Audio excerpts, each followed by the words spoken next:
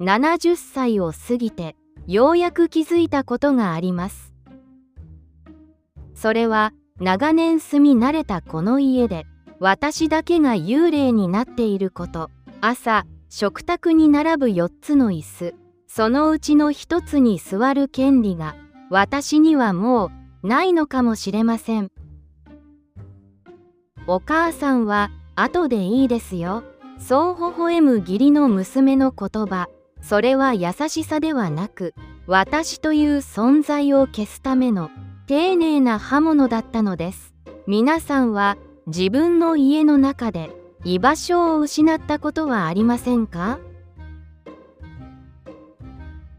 朝の光が差し込むリビング、家族の笑い声が響きます。私はただ役に立ちたくて汚れたコップを手に取りました。お母さん、触らないで。背後から飛んできた鋭い声。義理の娘、みゆきが私の手からコップを奪います。やり方が違うと二度手間なんです。彼女は一度もこちらを見ません。まるで汚れたものを扱うように、ただ静かにキッチンを拭くだけ。私は伸ばした手の行き場を失い、ただ立ち尽くすしかありませんでした。私の手はそんなに汚れているのでしょうか。夕食のメニューを決めるとき、息子たちの会話が聞こえます。明日は焼肉にしようか。いいね、子供たちも喜ぶわ。その輪の中に私の名はありません。私は肉を噛み切れない、年老いた同居人に過ぎないのです。たまに呼ばれるときは、お母さんという記号だけ。とも子という私の名前、それを最後に呼んでくれたのは、今は亡き夫だけでした。ねえ、私の意見は、喉まで出かかった言葉を、冷たいお茶と一緒に飲み込みます。夜、洗面所の鏡に向き合います。そこに映っているのは、深いシワを刻んだ一人の老人。かつては誰かの妻であり、誰かの母親であり、一人の女性として生きていました。でも今は家族という組織の備品です。壊れれば捨てられるのを待つだけ。誰からも必要とされない日々。そんな毎日をあと何年繰り返さなければならないのか。鏡の中の私が泣いていました。声も出さずに、ただ静かに震えていました。窓の外には霧雨が降っています。庭のアジサイが濡れています。ふと玄関に置かれた古びた旅行カバンが目に入りました。それは夫と最後に言った思い出の詰まったカバンです。このまま消えてしまおうか。ふとした思いつきが心の中で小さな火を灯します。今まで一度も自分のために歩いたことがない。そんな私が門の外へ出たら一体何が見えるのでしょうか。明日の朝この家を出る、その覚悟が私の胸を熱くさせました。果たして幽霊だった私は人間に戻れるのでしょうか。雨の降る冷たい午後でした。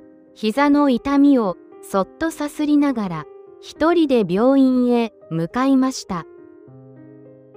傘を持つ手が少しずつ震えます。息子に電話をしてみました。もしもし、健一？今大丈夫かしら。母さん、今会議中なんだ。後にして。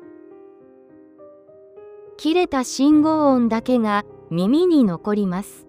家族のために歩き続けた足はいつの間にかこんなに細くなり、自分の行きたい場所へさえうまく運んでくれません。雨粒が頬を伝います。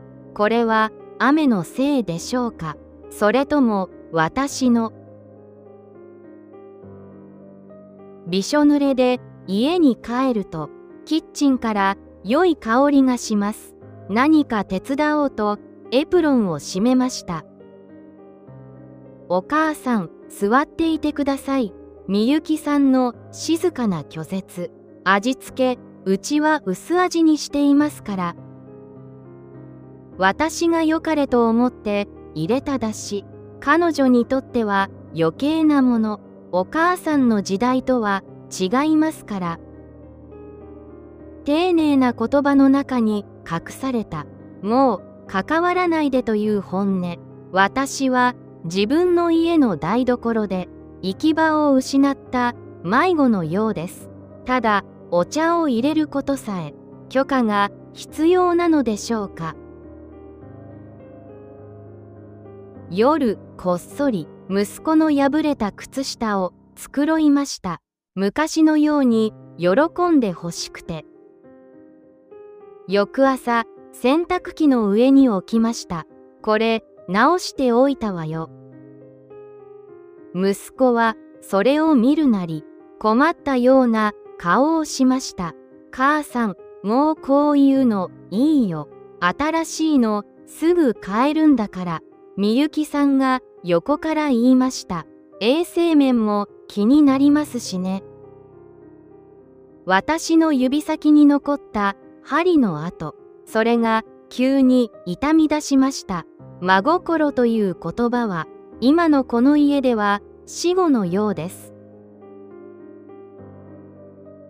夜の9時を過ぎた頃、リビングのテレビを見ていました。久しぶりに好きな歌番組でした。お母さん、まだ起きてらしたんですか？寝室から出てきたみゆきさん。テレビの音少し大きいみたいで。音量は一番小さくしていました。それでも私の存在そのものがこの家には響きすぎるようです。ごめんなさい、すぐに消すわね。真っ暗になった画面の中に小さく丸まった自分の影。家族が眠りにつくこの時間は私が消えなければならない時間。私の居場所はこの4畳半の寝室だけ。暗い部屋で一人冷たくなった自分の手を握ります。家族のために我慢すること、それが美徳だと思っていました。でもその美徳の果てに私は自分を失いました。明日も明後日も幽霊のように笑うのでしょうか。もういいわよね。ふと窓の外を見ました。雨は上がり、月が出ています。あの月のように遠くへ。誰にも邪魔されない場所へ私は行けるのでしょうか。その答えは明日の夜明けに待っている気がしました。まだ星が輝く静かな朝でした。孫の遠足のために台所に立ちました。卵焼きの黄色い色、甘い香りが漂います。かつて夫が美味しいと言った味、丁寧に詰めました。これだけが今の私にできること。喜ぶ顔が見たくて何度も包み直します。足音が聞こえます。みゆきさんでした。これ作ったのよ。精一杯の笑顔で差し出しました。彼女は眉を潜め時計を見ました。お母さん、困ります。衛生面が心配です。もうコンビニのを予約してありますから。丹精込めたお弁当がただの危険なものに変わった瞬間でした。部屋に戻ると今から聞こえます。カサカサというビニールの乾いた音、コンビニ弁当の蓋を開ける音でした。こっちの方が安心ね。小さな孫の声が胸を突き刺します。私の居場所はもうここにはない。確信に変わりました。涙さえ出ないほど心は冷え切っています。押し入れの奥からカバンを取り出しました。夫と旅をした茶色の革カバンです。少しほこりをかぶったその表面を撫でました。どこへ行こうかしら。最低限の着替えと夫の写真だけを静かに詰めました。これは家出ではなく私を取り戻す巡礼なのかもしれません。家族が眠る中、玄関に立ちました。鍵を開ける音が妙に大きく響きます。一歩外へ出るとひんやりとした風が頬を撫でました。振り返ることはもういたしません。72歳の私は今、初めて自分の足で歩き始めました。この道の先に何が待っているのかご存知でしょうか？江ノ電の揺れに身を任せていました。窓の外に広がる湘南の青い海、本当に来てしまった。つぶやいた言葉が潮風に溶けていきます。家族に何も言わず、家を出た罪悪感、それを打ち消すように、波は白く輝いていました。72歳にして初めて、自分の意志で選んだ、この景色が私を待っていたようです。路地裏で見つけた小さなお店に入りました。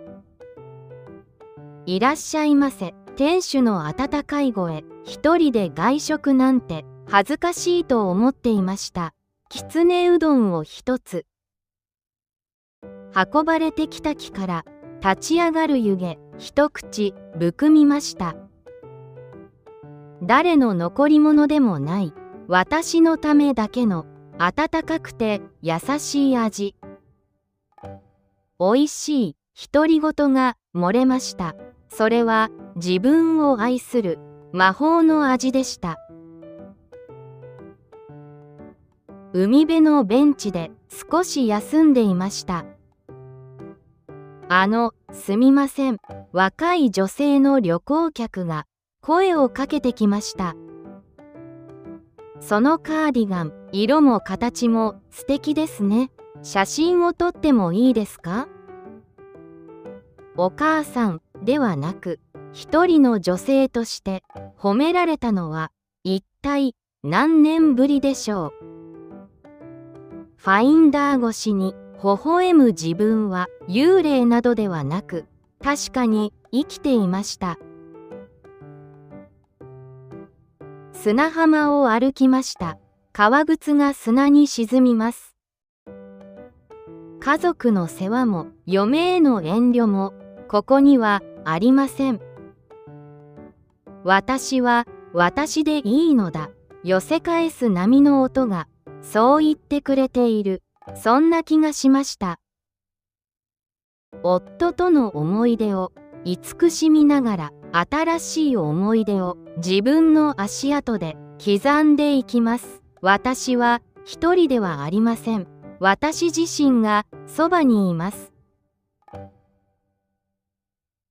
夕暮れの空が紫に染まる頃、カバンの中のスマホが激しく震えました。息子からの着信です。母さん、どこにいるの？みんな心配してるんだよ。以前の私ならすぐに謝ったでしょう。鎌倉にいるのよ。海がとてもきれいよ。慌てる息子の声を静かに聞き流しました。さて、この旅の終わりに、私は何を語るのでしょう。旅から戻った家は妙に静まり返っていました。鍵を開けて中に入ると、リビングの明かりがポツンとついています。お母さん、どこに行ってたの？息子の焦った声が静寂を破りました。以前の私ならごめんなさいと震えていたことでしょう。でも今の私はただ微笑むだけです。カバンを置いて一言、少し散歩にね。その声は自分でも驚くほど澄み渡っていました。翌朝、台所に立つとみゆきさんが来ました。何かを言いかけて彼女は口を閉じました。みゆきさん、私は静かに伝えました。これからは私の糞は自分で用意しますね。驚く彼女の目をまっすぐに見つめました。今までありがとう。それはケバイオルではなく自立の言葉でした。他人の顔色をうかがう幽霊の時間はもう終わったのです。狭い4畳半の部屋に鎌倉で買った小さな花の絵を飾りました。誰のためでもなく私がきれいと思うもの。夫の隣に私自身の笑顔の写真を並べました。お父さん、見ていてね。この部屋はもうただ隠れる場所ではなく、私という人間が呼吸をする場所になりました。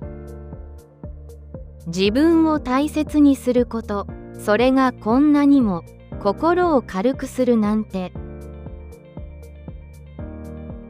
窓辺で茶をすすり、ふと思いました。年を取ることは失うことだと思っていました。でもそれは違います。余計なものをそぎ落とし、本当の自分に出会う、そんな贅沢な時間なのです。誰かに大切にされるのを待つ必要はありません。あなたがあなたを一番に愛してあげれば、世界は今日からでも鮮やかに変わります。70歳は終わりではなく、新しい季節の始まりに過ぎないのです。今日もまた私は靴の紐を結びます。どこへ行くかは風に聞いてみましょう。家族の影でもなく、誰かの期待でもない私という道をただ歩いていきます。皆さんの心の中に置き忘れた自分は今どこにいますか？もしよろしければ皆さんのこれからをコメントで教えてください。この動画があなたの小さな一歩になれば、これ以上の幸せはありません。また次の道でお会いしましょうね。